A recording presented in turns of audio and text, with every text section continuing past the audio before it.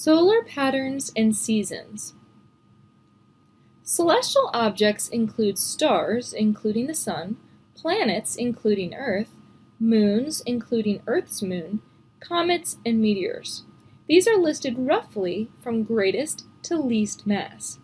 The masses of celestial objects are very large compared to ourselves and the objects we use every day. Which celestial object has the most impact on Earth? The Sun dominates activity on Earth, living and non-living. It'd be hard to imagine a day without it. The daily pattern of the Sun rising in the east and setting in the west is how we measure time, marking off the days of our lives. Each day after the winter solstice, the Sun rises farther to the north in the northern hemisphere and to the south in the southern hemisphere. Days, or daylight hours, are longer. The Sun is more overhead, until the summer solstice. In the northern hemisphere, the Sun rises farther to the north each day until it reaches its northernmost point. On that day, the Sun would stand still in its daily progression northward. The Latin word for sun is sol, and for stand still is sistere. So solstice is the day sunrises stand still in their movement north or south. The pattern is opposite in the southern hemisphere. Sunrises move to the south until they reach their southernmost point.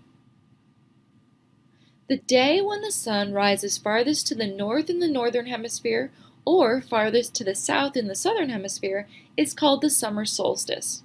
The summer solstice is also the longest day of the year and marks the beginning of summer. It occurs on about June 21st in the northern hemisphere, and it occurs on about December 21st in the southern hemisphere. Those dates are linked to important celebrations in most cultures. Each day after the summer solstice, the Sun rises farther to the south in the northern hemisphere and to the north in the southern hemisphere. Days, or daylight hours, are shorter. The Sun is less overhead, until the winter solstice. In the northern hemisphere, the Sun rises farther to the south on the eastern horizon each day until it reaches its southernmost point. On that day, the Sun would stand still in its daily progression southward. The pattern is opposite in the southern hemisphere. Sunrises move to the north until they reach their northernmost point. The day when the Sun rises farthest to the south in the northern hemisphere or farthest to the north in the southern hemisphere is called the winter solstice. The winter solstice is also the shortest day of the year. It marks the beginning of winter. It occurs on about December 21st in the northern hemisphere and June 21st in the southern hemisphere. Exactly in between the winter and summer solstices are the equinoxes. On equinoxes, the length of daytime and nighttime are equal everywhere on Earth. Equinox comes from Latin for equal nights. The vernal, or spring equinox, takes place as the Sun moves from the winter to the summer solstice. The autumnal equinox occurs as the Sun moves from the summer to the winter solstice. The vernal, or spring equinox, takes place on about March 21st in the northern hemisphere and September 21st in the southern hemisphere. When do you think the autumnal equinox would occur in each hemisphere? Discuss. The autumnal equinox occurs on the reverse dates, September 21st in the northern hemisphere and March 21st in the southern hemisphere. The autumnal equinox occurs on the reverse dates, September 21st in the northern hemisphere, March 21st in the southern hemisphere.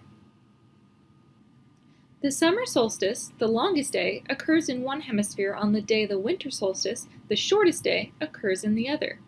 Equinoxes, day and night of equal length, occur twice a year exactly between the solstices.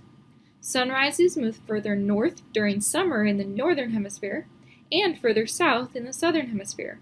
The reverse occurs in winter. The Sun is more overhead during the summer than in the winter. Each solstice or equinox occurs once each 365.25 days. The annual solar pattern we've observed repeats about every 365.25 days. While people could document and predict the apparent motion of the sun, they couldn't explain it until the time of Isaac Newton. There are two motions going on at the same time. Earth rotates once each day on its axis, and Earth revolves around the sun once each year, every 365.25 days.